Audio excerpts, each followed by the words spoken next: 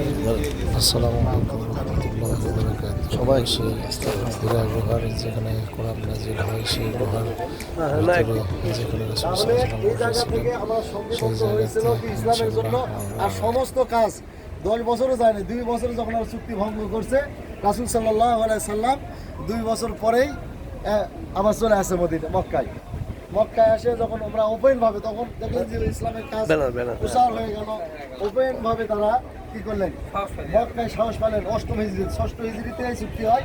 8ম হিজরিতে কি হয়, রাসূল সাল্লাল্লাহু আলাইহি সাল্লাম হজ পালনে চলে আসেন, ওমরা হজ পালনে চলে আসেন।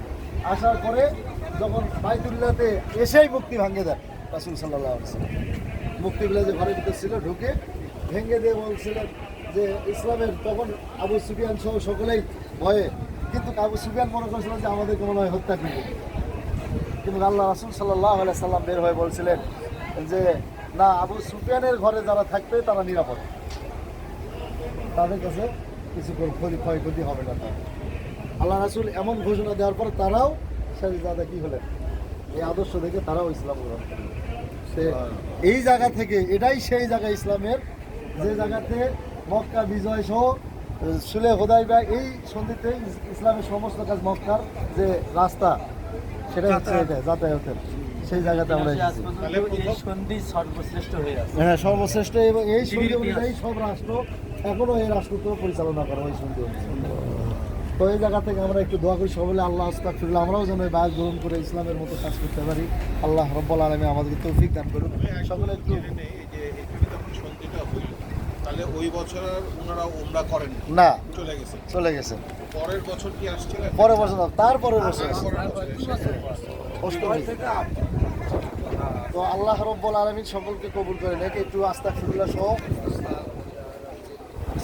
সূরা ফাতিহা পাঠ করি, দরুদ পাঠ করি।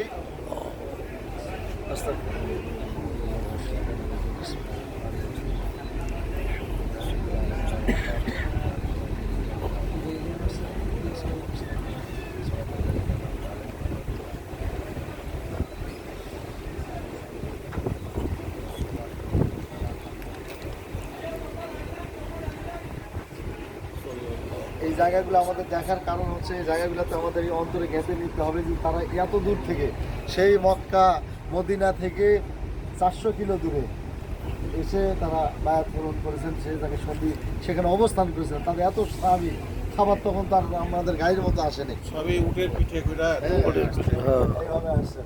তাহলে সেই জায়গাতে আমরা এখান থেকে আমরাও ইসলামের শিক্ষা নিব, যেন আল্লাহ আমাদেরকে ইসলামের প্রতি